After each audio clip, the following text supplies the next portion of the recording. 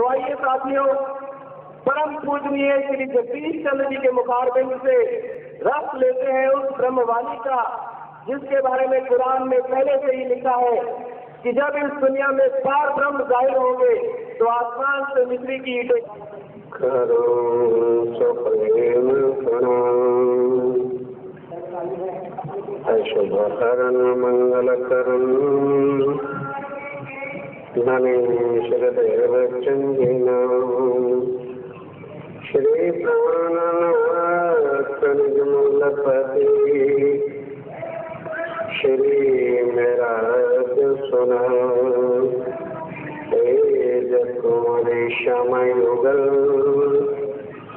पल पल करो प्रणाम पल पल करो प्रणाम। प्राणों के आधार आत्म संबंधी श्री सुंदर साहब जी, धर्म प्रेमी मेरे साथियों, कल से विषय चल रहा है श्री कृष्ण की त्रेता लीला, जो हम सब साथी कृष्ण को एक ही समझते कि वही तो है और कोई दूसरा कौन है। तो आइए उस पर सोचें और थोड़ा विचार करें। उससे पहले मेरे साथी ने समझ भेजी है, हम उस प्राणनाथ परम पिता परमेश्वर को कैसे पा सकते हो। मेरे समझाने में भी शायद कुछ कमी रह गई होगी, जो अभी तक भी मेरे साथी प्राणनाथ जी को परम पिता कह रहे हैं। पहली प्रार्थना तो मैं अपने साथी से कह रहा हूँ, प्राणनाथ जी परम पिता नहीं, परम पिता यहाँ के श्री ब्रह्मा जी को कहते हैं, जो सृष्टि के रचता है, जो हमें पैदा करने की शक्ति के द्वारा सारे जीवों को जो पैदा करता है। शास्त्रों को अध्ययन कीजिए। पिता और पुत्र का नाता एक शरीर से होता है, आत्मा से नहीं, क्योंकि वह पूर्णतम अक्षातीत सच्चिदानंद है, वो सत्य है और उसके साथ संबंध हमारा केवल आत्मा से हो सकता है, शरीर से नहीं। मिथ्या के साथ मिथ्या का नाता होता है, सत्य का नहीं होता।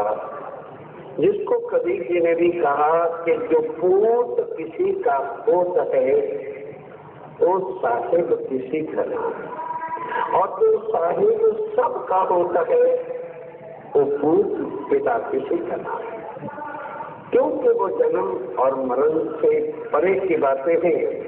और यही कुछ कठिनाई देख रहा हूँ, क्योंकि ये ज्ञान निराकार से आगे का। अगर थोड़ा बहुत कहीं भागवत में लिखा भी है 10वें स्कंध में, तो वो उसका वर्णन तो कभी कोई करके बताता। अगर नित्य वृंदावन की उस लीला को कोई सुन जाता कि वो नित्य वृंदावन कहाँ है, आज वो वर्णन आपके सामने आएगा। जैसे कल बताया कि किस तरह से लोग अमरनाथ की यात्रा को भूले हुए हैं कि कबूतर और कबूतरी है। शास्त्रों के प्रमाण से आपके सामने वो बात रखी। तो दूसरी बात कल रखी कि जन्म के ऊपर कृष्ण के, हालांकि कृष्ण तो बाद में नाम रखा गया जिसको हम छठी रात कहते हैं। जन्म कौन था कल बताया आपको, नमो नारायण भगवते वास। तो प्राणनाथ जिसको हम कहते हैं भाई, वो जन्म तो नहीं हुए।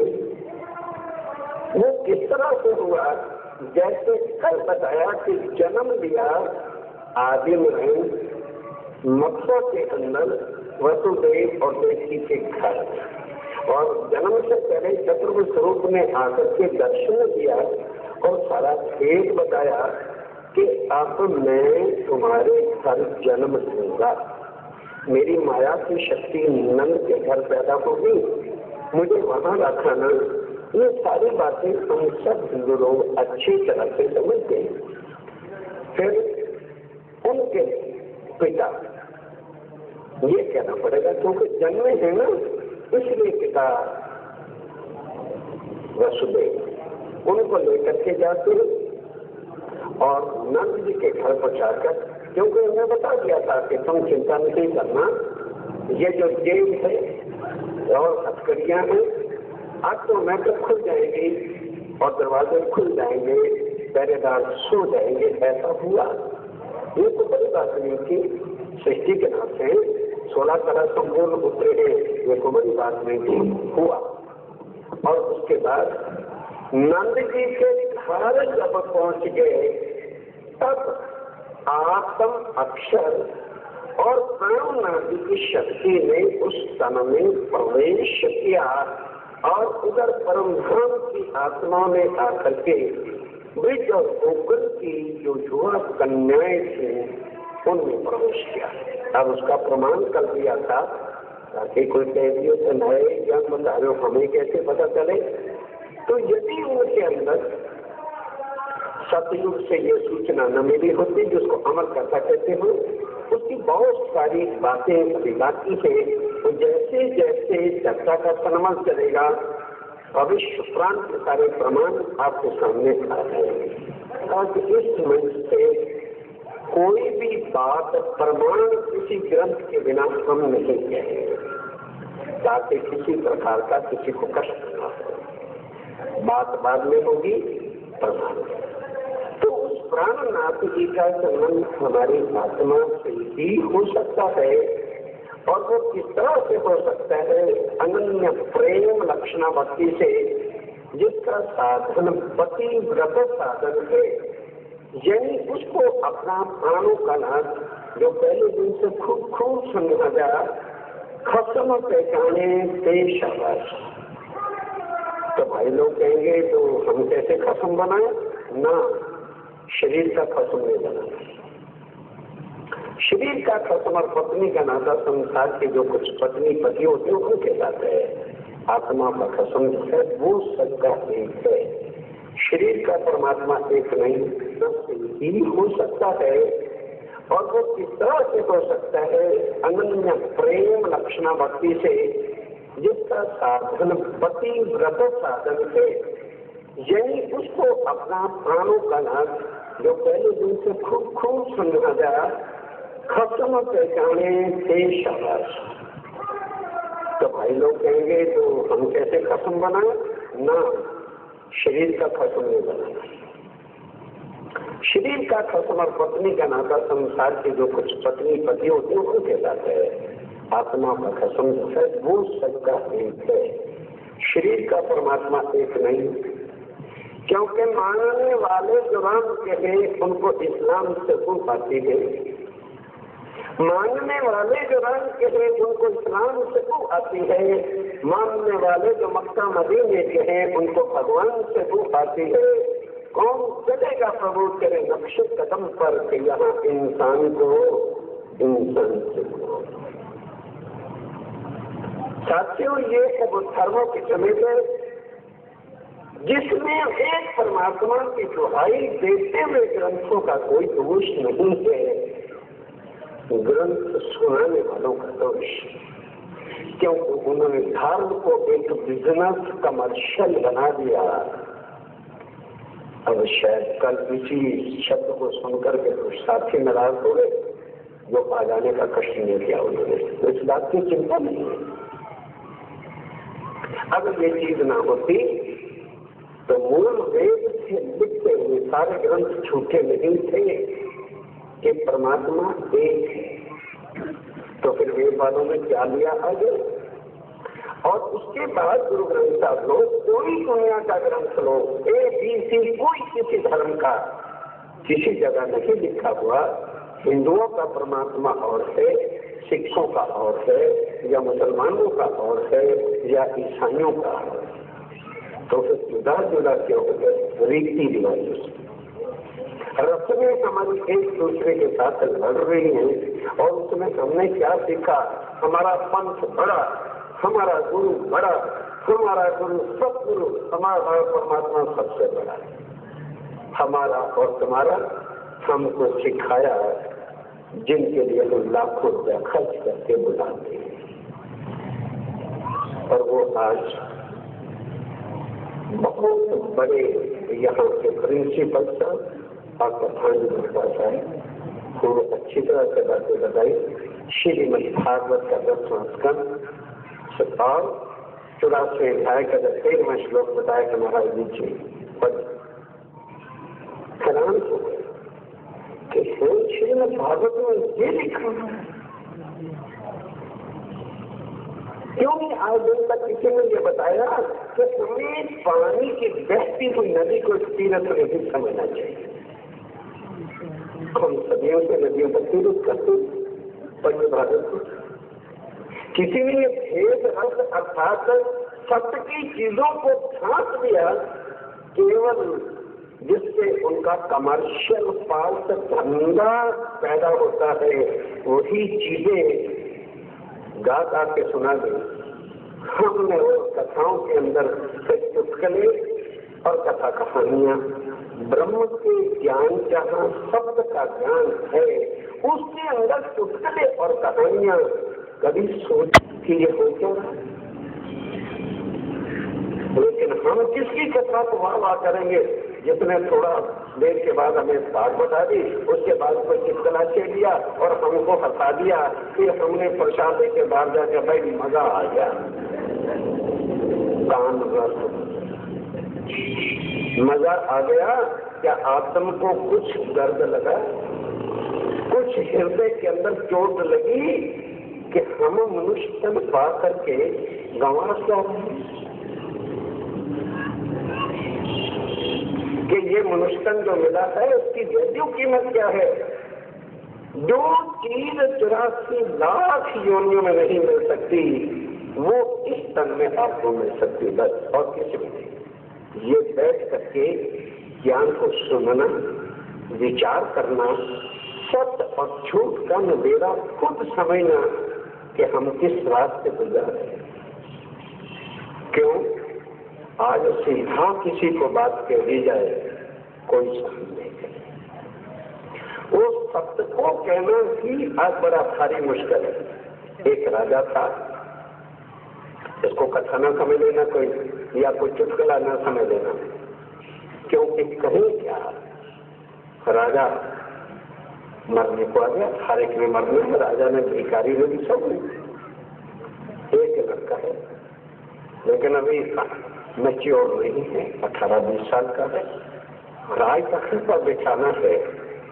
राजा सोचता है ये अभी बच्चा मेरा है ठीक है पर अनाड़ी है, अगर उसको मैं अभी मरने समय ही राज्य दे जाऊंगा तो राज्य भिन्न हो जाएगा। भाई को बुलाया और कहा कि भाई मेरा आखिरी वक्त आ गया है और उसमें कोई शक नहीं कि मेरे मरने के बाद जब मेरी तेरी होगी, उठाला होगा या मेरी रस्म पगड़ी होगी तो लड़का जरूर कहेगा कि चाचा आज मुझे राज्य दे दिया जाए। पर घबराने में तुम, मैं अपने ध्यान देना जरा, मैं अपने खजाने में से जो मेरे खजाने में सबसे बढ़िया हीरा है वो इस डिब्बी में रख रहा और ये डिब्बी उस दिन उसको देना और कह देना भाई तुम्हारे पिता श्री जी कह गए थे कि एक हीरे के जब तुम 2 बना के ले आओगे उसी दिन हम आपको राज्य दे देंगे। ठीक है, जो कुछ कहना था, चाबियां देनी थी खजानों की दे के राजा प्राण छोड़ देते मर गए, हो गया। अब तेरी जिस दिन थी तो राजा की तेरी है, जिसने नहीं आना था पगड़ियों के रस्म पर उठाने पर हो गया कि भाई राजा है। सारी जनता ही वीरों आए, सब लोग बड़े भी आए, आम भी आए, खास भी आए, तो पगड़ी के समय में लड़का खड़े होकर सबको प्रणाम करता है और उसके बाद चाचा से कहता है कि राज का हक मेरा है। उसका चाचा कहता है बेटा घबराने की कोई जरूरत नहीं, ये राजपाट सब कुछ तेरा अमानत है, ये चाबियां भरी सभा में जो है कहता हूँ कि तेरी अमानत है पर मैं दूंगा नहीं अभी। क्योंकि जो कुछ मुझे भाई साहब कह रहे थे, ये एक डिब्बी है, खोल के देख सकता है तो। उन्होंने कहा था कि खजाने में सबसे जो कीमती हीरा रखा था वो उन्होंने इसमें रख दिया, और तो इसको बेच के कमाई करके जैसे भी मर्जी ये तुम्हें सोचना है, एक के दो जिस दिन तू बना के ले आएगा उसी दिन बड़ी सभा को ऐलान कर दूंगा और तुम्हें राजगढ़ लेके पूजन करके ये चाबी खजाने की मैं तुम्हें दे दूंगा। जैसे आजकल के नौजवान नशे में होते हैं, अरे ये कौन सी बड़ी बात है, चर्चा लाइए। साथियों थोड़ा ध्यान देना, प्रविष्य वही ब्रह्म ज्ञान का ही चलेगा और इसके अंदर सारा राज बता रहा हूं। कुछ राजकुमार उस बिल्ली को लेके, बड़े रवि को लेके, आज राजकुमार जा रहा है, बॉडी गार्ड भी साथ लेकर बाजार में जाता है सराफा के, और जो जोहरी थे उनके पास गया। अब जोहरियों ने देखा कि राजकुमार तो एक पहली दुकान से सराफा जोहरी के बड़ी बड़ा स्वागत किया। ये चलो आप हमारे राजा साहब हैं, पठारिए, क्या हुक्म है, क्या सेवा आपकी करूं? कहने के नहीं कोई हुक्म सेवा नहीं है, एक डिब्बी में एक हीरा है, इसको बेचना चाहता हूं ताकि बेच करके फिर इसको कमाई करके मैं दो बना दूं। कोई बात नहीं तो दो खाइए। अब ध्यान देना लगा। अब उस शराफ ने, जोहरी ने डिब्बी खोली और देखा। क्या देखा वो अभी नहीं बताता, अभी थोड़ी देर बाद आएगा। डब्बी देखी, बंद कर दी। कहने राजा साहब, जिंदगी में मैंने ऐसा कभी हीरा नहीं देखा, ऐसा अनमोल है कि शायद सारे बाजार में भी किसी जोड़ी के पास ऐसा नहीं होगा। पर सवाल ये है कि इसकी कीमत यदि आज मेरे से या बाजार में किसी से नकद लेना चाहते हो तो ना दे पाएगा, क्योंकि यदि इतना कैश हम ले करके बैठे तो व्यापार किससे करें? इतने बड़ी हीरे की कीमत अगर हम सलूकड़ी में बंद रखे तो कोई हम अरबोपति तो नहीं है।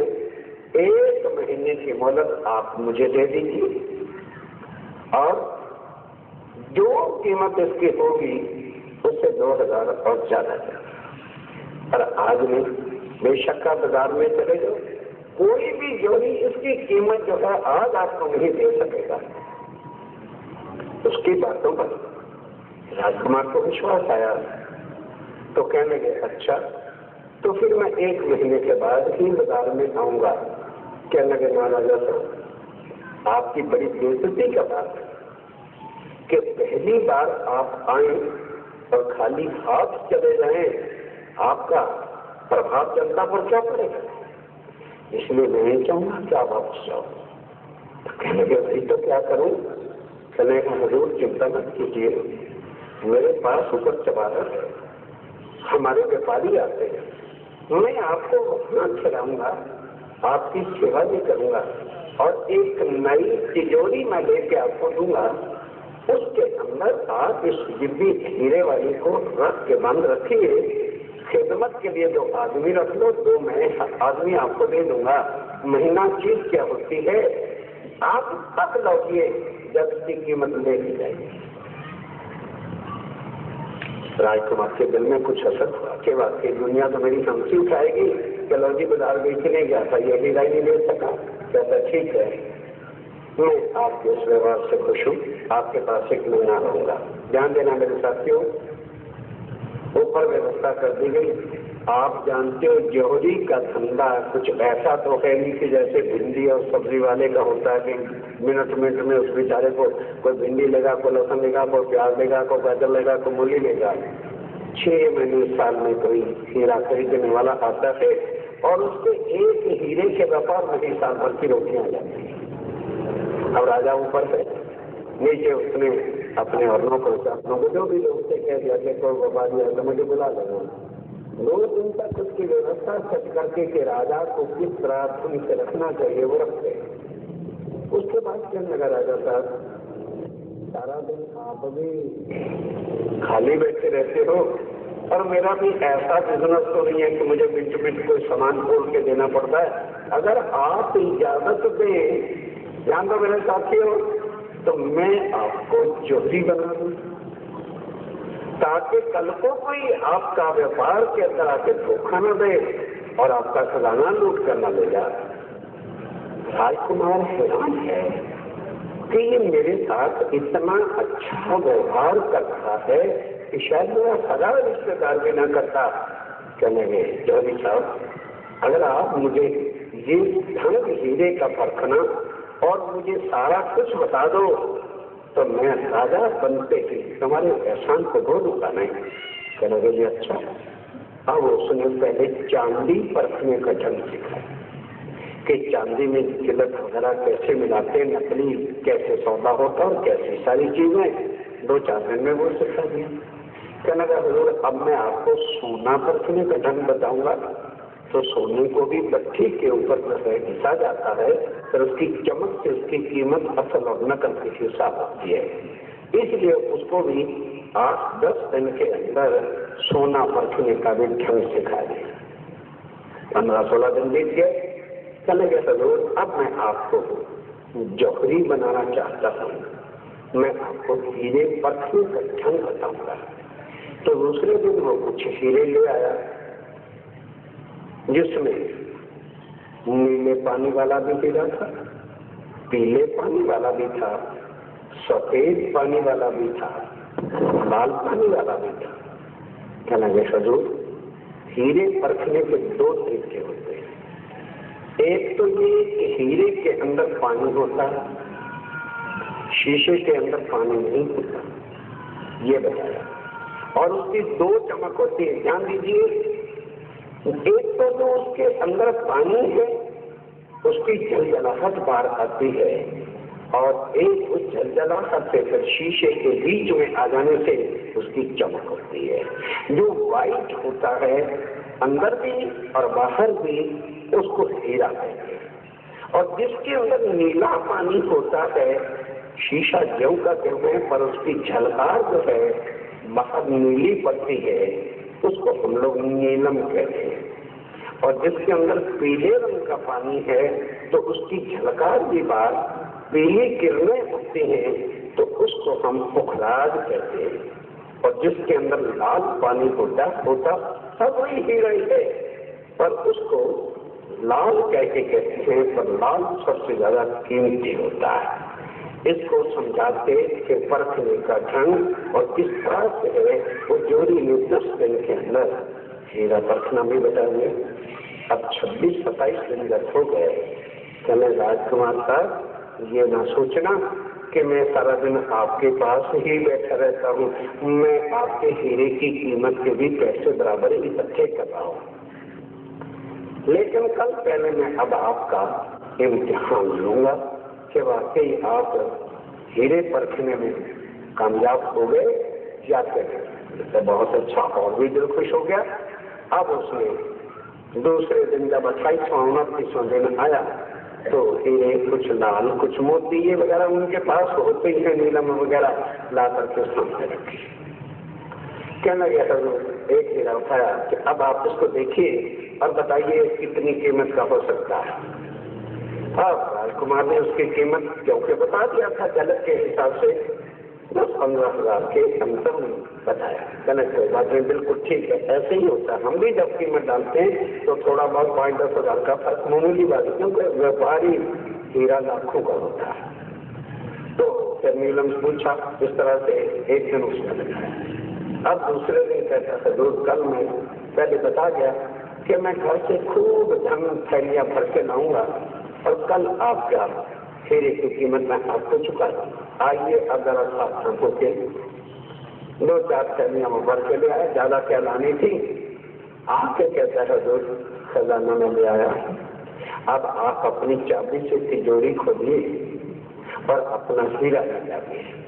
साथियों राजकुमार ने तिजोरी खोली, अंदर से डिब्बी निकाली, जैसे डिब्बी का ढक्कन खोला हीरा नहीं था, वो एक शीशा था। कांच का टुकड़ा।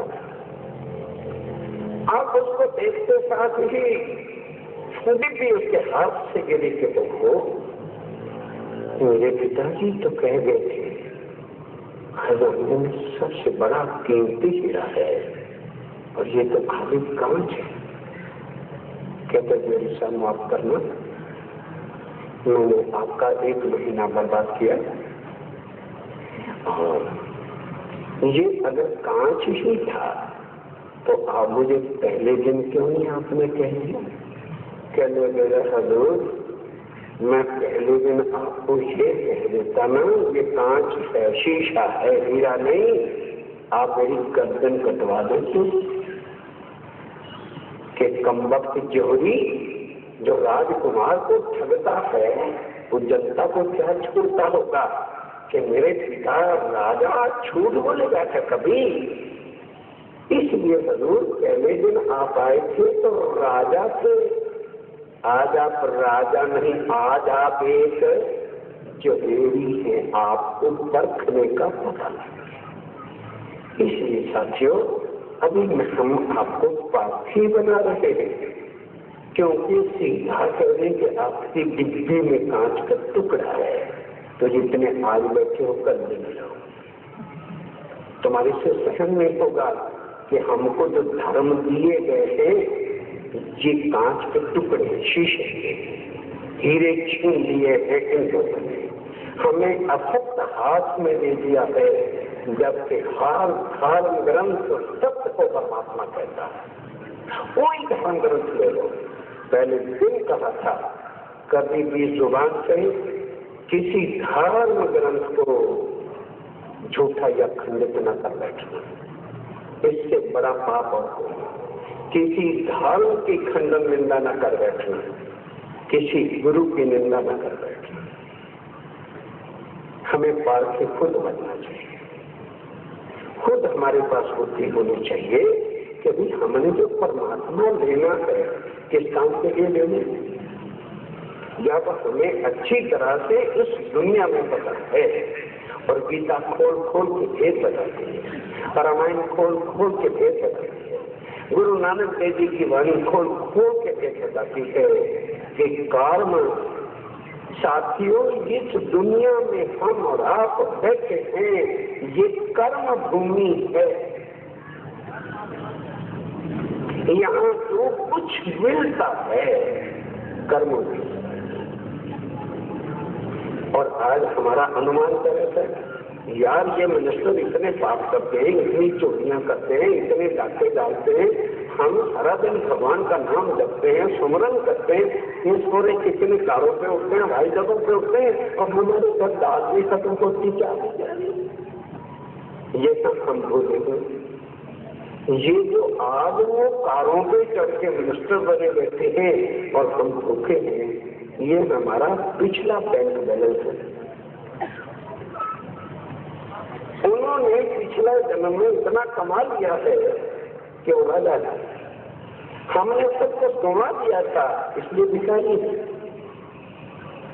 अब इस जन्म में यदि उस हकीकत का पता चल गया, साथियों ये मनुष्य तन जो है खाली बच्चे पैदा करने, जब बहुत करोड़ोंपति सेठ बन गए तो जहाँ रहना बड़ी आलीशान बिल्डिंगें करोड़ों की बनाना, क्या ये इंसान का काम है? इस ग्रंथ में है, कल ग्रंथ मुझे भी बता।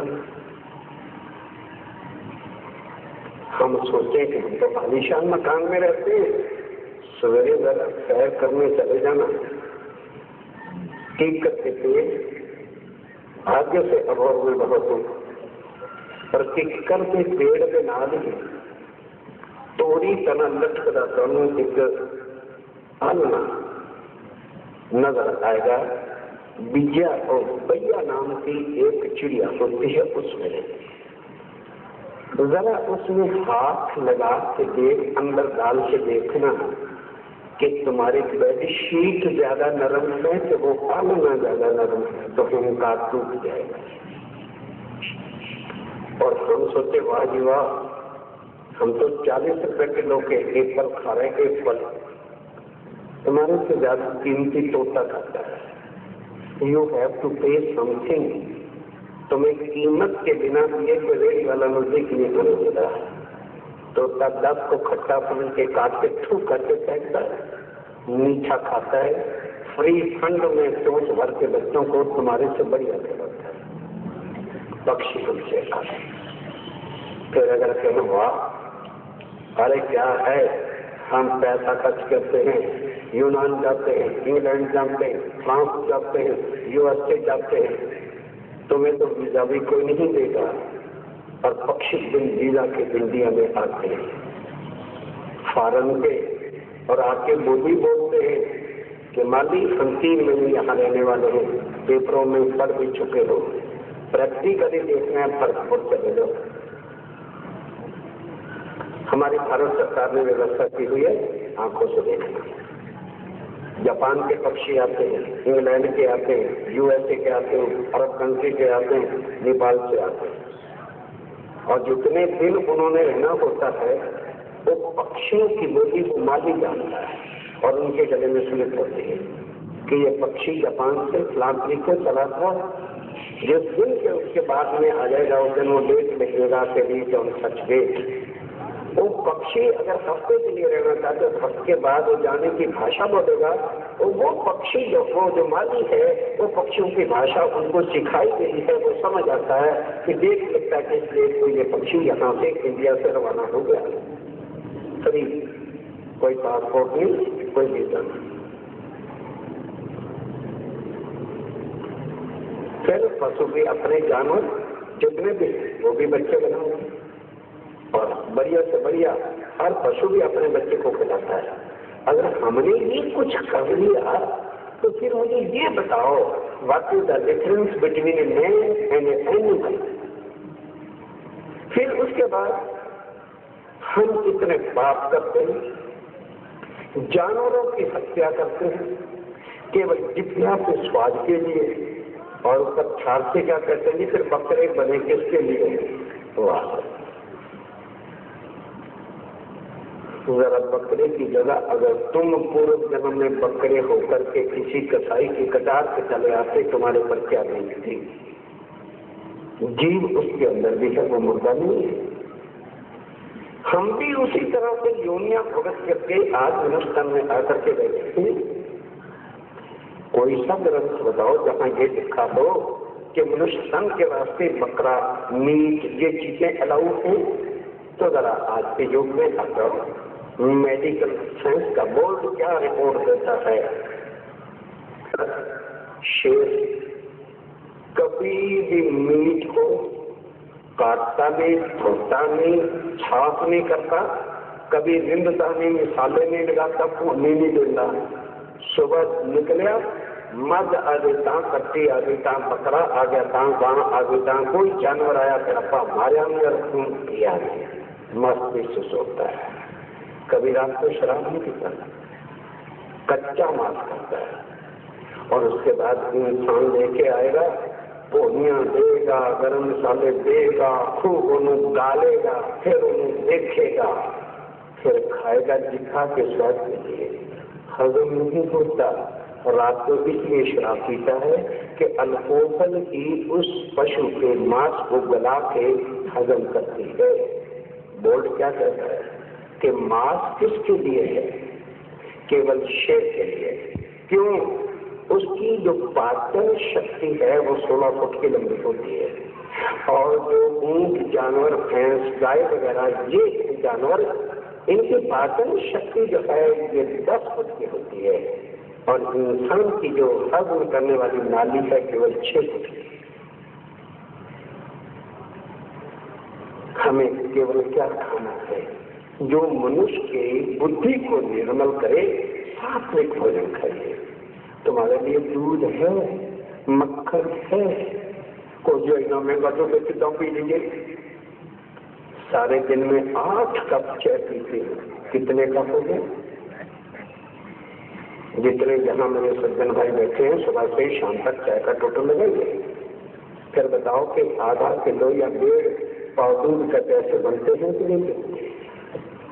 हमने खुद अपने भोजन को मानवता की बजाय पशु वाला बना रखा है। इसलिए बुद्धि हमारी ऐसी है कि हम धर्म और अधर्म को समझ ही नहीं पा रहे। इस वास्ते धर्म भी बेचने वालों ने कमर्शियल सौदा बना लिया कि इनको दर्द क्या है। गीता बनी किसी को दर्द हुआ था जो अर्जुन से पहले भगवान ने आज दिन तक कितने सालों से, हजारों लाखों वर्षों से सृष्टि चली आती है, क्या भगवान ने किसी को आज दिन तक वैराट का स्वरूप दिखाया? कारण क्या बना कि अर्जुन को वैराट के स्वरूप के बिना अर्जुन तीर कमान नहीं उठाता है? आइए आपको ले चलूं जरा कुरुक्षेत्र के युद्ध के मैदान में, और उस वहां गीता को हाथ में पकड़ो। अर्जुन रथ पे साइकिल के तीरों कमान से बैठा, भगवान स्वयं सारथी रथ हाथ रहे। अर्जुन पहुंचता है, कहता है प्रभु युद्ध के लिए मैं बिल्कुल तैयार थी, जरा कम से कम युद्ध स्थल में ले चलिए ताकि मैं देखूं कि कौरवों का मोर्चा कहां कहां पर है और मुझे कौन से चक्रव्यूह के साथ उनका मुकाबला करना है, और हर मोर्चे के ऊपर जो है कौन कौन है, एक मोर्चा है, दो मोर्चे हैं, तीन मोर्चे हैं, तो मैं वही साइड करवट लेकर के युद्ध करूं ताकि युद्ध में मेरा तीर, उनका तीर मेरे को छाती में आकर न लगे। ठीक है, भगवान रथ को खोलिए गीता, एक शब्द भी गीता के बाहर आ जाए तो कह देना गलत है, फिर मुझे कल गीता दिखा दूंगा आपको। महाभारत उठाइए, भगवान लेके जाते हैं। अब अर्जुन देखता क्या है मेरे साथियों, जहां से ये गीता पैदा हुई उस समय तक गीता का ज्ञान नहीं था। महाभारत है 6 खंड के अंदर। अर्जुन ने लिखा के को 3 मोर्चे हैं, अब तीनों पर गुरु खड़े, एक पर गुरु द्रोणाचार्य है, एक पर गुरु भीष्म पितामह, दादा भीष्म पितामह खड़े हैं, और एक पर कुल गुरु कृपाचार्य खड़ा। देखिए, और फिर क्या देखा कि मेरा कुल खानदान जो है वो खड़ा हुआ। कहते भगवान वापस ले चलो। अब रथ जिस समय वापस आया, अर्जुन कहते भगवान ये ले ले अपना तीर कमान मेरे से लड़ाई। अब साथियों अर्जुन का इज्जत का सवाल नहीं था, भगवान खुद चिंतित होते कि वाह अर्जुन, अगर तू इतना कायर और बुजुर्ग था तो फिर घर से ही युद्ध के लिए नहीं ललकारना था और चलना था। कहता प्रभु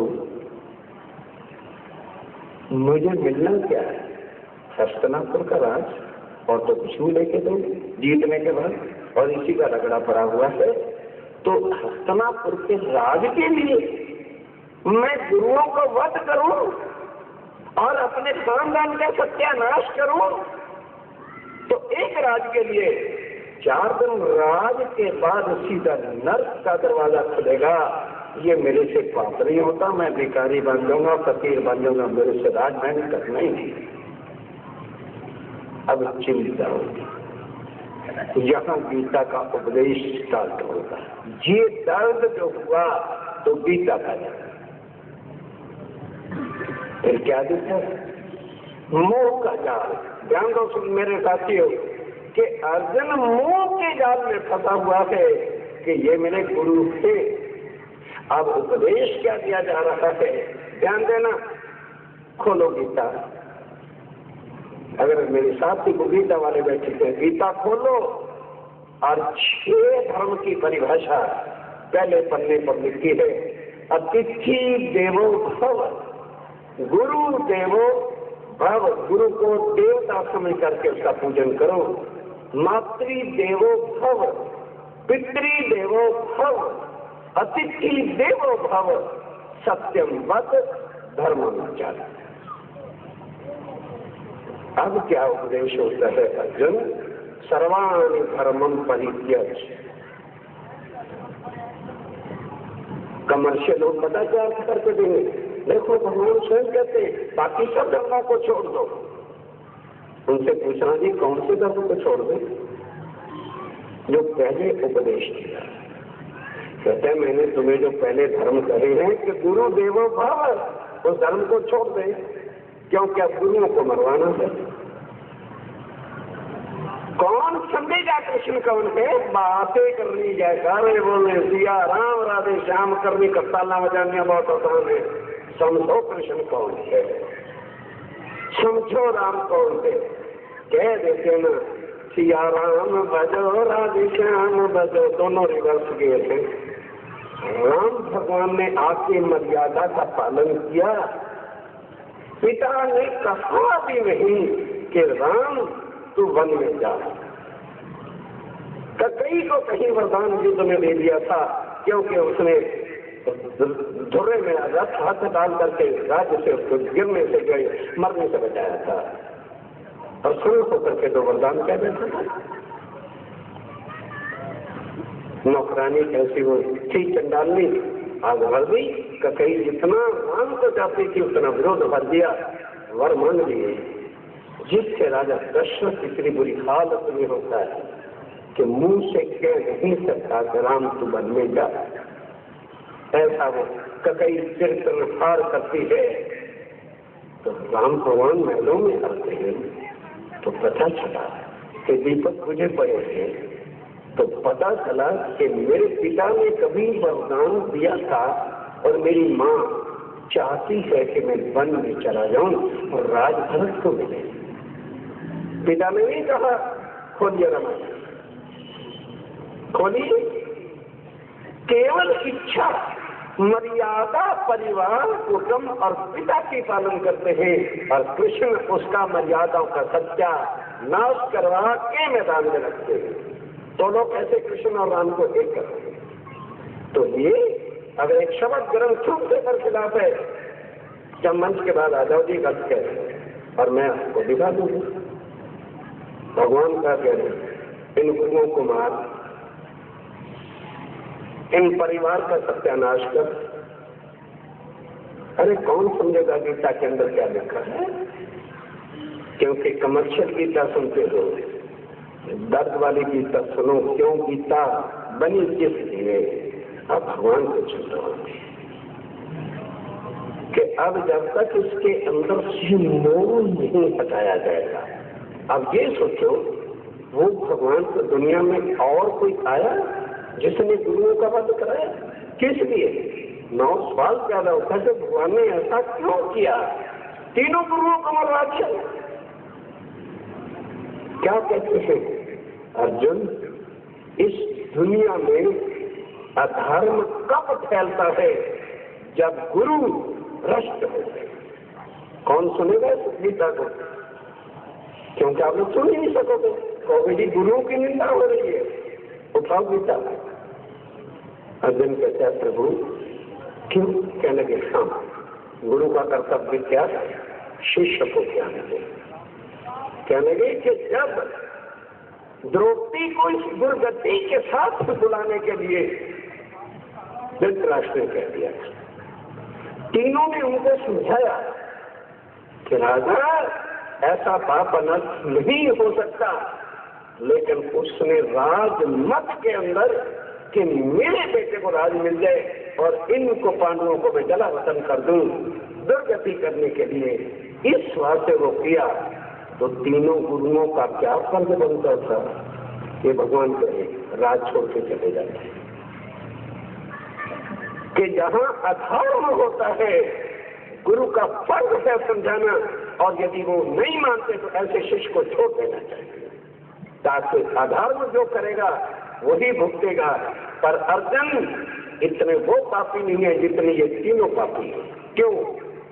इन्होंने आंखों से देखा, द्रौपदी लाई गई, इन तीनों वहां पर मौजूद थे सभा में, और इनके सामने उसके साथ जो है अत्याचार हुआ। बालों से घसीट करके बहू बेटी को लाना किस धर्म ने सिखाया था? इसलिए ऐसे गुरुओं का जब तक वध नहीं होगा सृष्टि में अनर्थ और अत्याचार हो जाएगा, इसलिए इनको मार। मैं भगवान ये नहीं हो सकता, मैं ये नहीं कर सकता तब मजबूत होके विराट दिखाया कि ले सकते, तब विराट का स्वरूप कुल सारा ब्रह्मांड उसमें है कि देख ये जो तेरे गुरु हैं तेरे पूर्व जन्म के उपकार थे उसका बदला चुकाने के लिए गुरु गुरु बनते थे।